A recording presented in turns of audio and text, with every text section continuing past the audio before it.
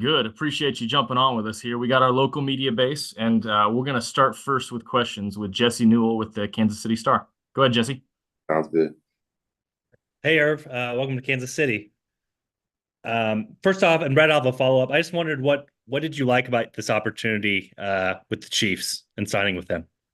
Yeah, this opportunity, when it came to fruition, I was just ultimately, I mean, looking at different teams, with the success that Kansas City's had, and with obviously with Mahomes and being a part of Travis Kelce and Coach Reed, and just the culture that they built here is a winning culture, and it's something that I've been around winners my whole life, and I just feel like for me it was the best opportunity, the best fit, and somewhere I can just succeed and just showcase my abilities.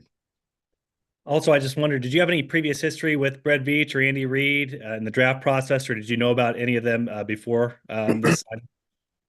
Through the draft process, I remember coming out of Alabama, they, were in contact with me and stuff, but not too much. Just interest and stuff like that. I remember, sitting down and talking with them and, just building those relationships. But, ultimately, this was the best opportunity at this time. Go next to Adam Teicher with ESPN. Go ahead, Adam. Hey, Brad, I'll have a couple of questions here. Irv, welcome to Kansas City. You mentioned a minute ago you feel like this is the best fit for you. Can you elaborate on why you feel like this is the best fit for you here? Yes, sir, definitely. With Kansas City, the history that they have using the tight ends, running a lot of 12 personnel, 13 personnel, using multiple tight end sets, and being able to get behind a guy like Travis Kelce and learn from him, and pick his brain with anything, and just win football games. That's my favorite thing to do is be a part of winning teams and help teams win, and whatever I got to do to help this team win games and succeed, I'm going to do my part. Okay, and I know you missed the game when you were at the Bengals last year. You missed the game against the Chiefs, but you did play against the Chiefs at Arrowhead early in your career. Maybe it was even your rookie year when you were with Minnesota. Did you ever think at any point in your career, yeah, that if it ever works out, I'd love to get a chance to play there? Yeah, totally. Playing in that stadium on the opposite side it's not fun. So now I'm on the other side of things, and my rookie year I've played here. Preseason games played here in Cincinnati. So, having those opportunities to come and see the fans and, see Chiefs Kingdom and, how everybody they bring everybody out for them games and, bring the juice, the energy, and, I'm excited to be a part of it. Let's go next to Matt Derrick with Chiefs Digest. Go ahead, Matt. Hey, Irv, congratulations and welcome to Kansas City. A couple of questions for you, but like Adam said, even though you didn't play in that game with Cincinnati, you're going to be on the other side of this rivalry that's been in the AFC West between these two teams. What was it that you kind of learned about it on being on the other side with between the Bengals and the Chiefs right now? Yeah, obviously with Kansas City, the success that they've had through the years, a lot of these teams, that's the top dogs. That's who they're trying to come after, and when you are that top dog, you have the, you just have more of the, you've been there, you've done that, you've won those big games, and you have that confidence, and you're not guessing. A lot of these teams, they might have beat them once or, throughout the years, one every 10 years or something, however many times. But it's like, when you have that pedigree of winning consistently, it brings that confidence to your team. Let's go next to Sam McDowell. Go ahead, Sam.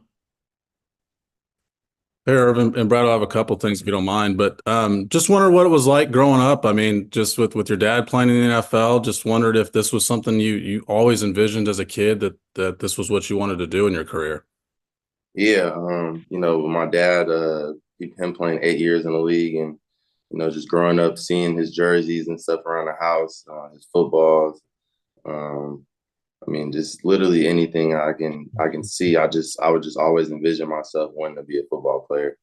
and you know, whether putting his helmets on, his cleats, his gloves, you know, anything like that. And it's a blessing having that opportunity to you know, make a dream come true, and that's something I don't take lightly.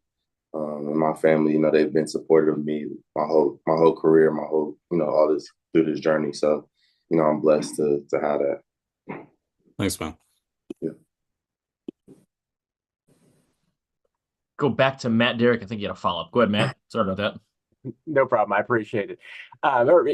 You know, I know your Uncle Ed played minor league baseball at the same time that Pat's dad did. And I know they weren't in the same organizations, but they played in the same leagues at times. Did you know they ever cross paths or knew each other? Yeah, I gotta talk to my uncle about that. Yeah, I definitely know they played around the same time, and yeah, I haven't talked to him about it too much, but I'm gonna bring it up to him for sure. Let's go next to Karen Kornacki. Go ahead, Karen. Hey, welcome to Kansas City. How are you? I'm doing great. Let's ask you, you mentioned that you see Kansas City and the way they use the tight ends. What do you feel you can contribute to Andy's offense, knowing there's Travis, knowing there's Noah Gray? How do you see yourself fitting in and what you can bring to that room? Yeah, I see myself bringing, you know, some youth to the room, some juice.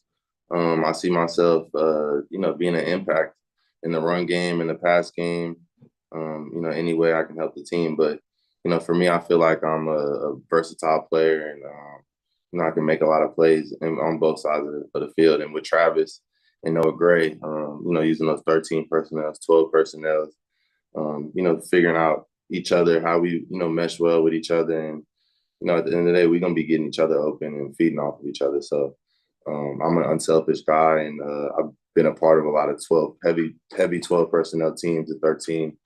And, you know, I feel like that's what I strive best in. Go next to Todd Lebo. Go ahead, Todd.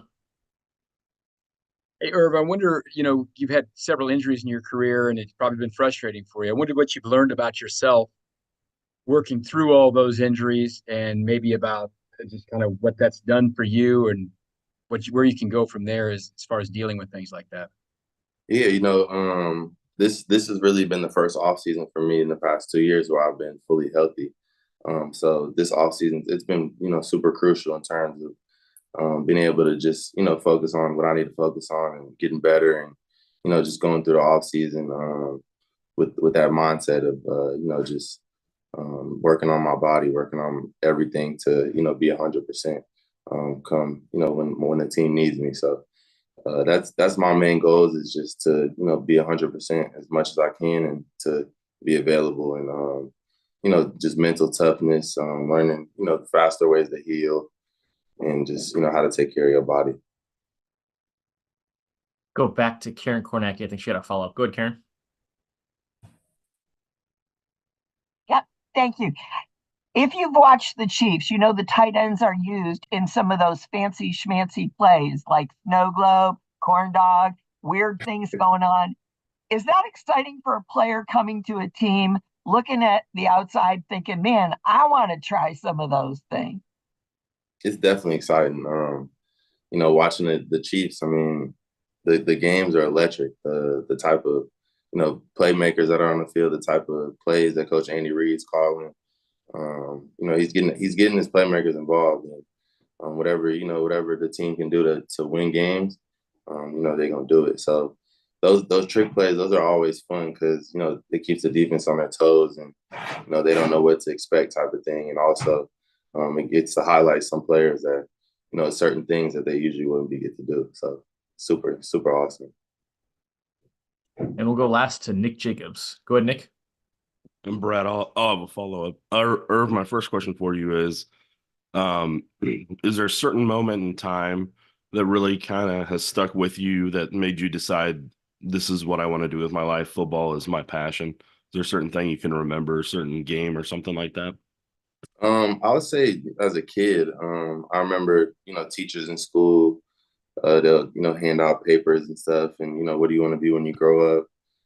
Type of thing. And, you know, my first answer is I want to be an NFL player. And they'd be like, okay, well, you have to have a plan B. Well, I'm going to be a basketball player. Like, you know, sports is that's my everything. Growing up, just playing sports, competing, winning, all that. It builds character and it builds momentum for your life, and it just sets you up in a lot of great ways. So for me, football and sports, that's my everything. My family, they know that, and they've been supportive of me the whole all the steps away. So I'm grateful for that, and it's really a blessing. And having been at Alabama, how much do you think that helps you with the fact you've always got that target on your back and coming to Kansas City where championship is the expectation now? Yeah, it's crucial. The standard is set. When I went to Alabama, I knew what that standard was, and coming to Chiefs Kingdom, I know what the standard is. So I don't take it lightly, and it's something that when it came down to this decision-making process, I wanted this opportunity. It was something that I wasn't shying away from. I'm attacking it. Irv, we appreciate you taking the time for us. Thanks for joining us. Thank you. Have a good one. You too.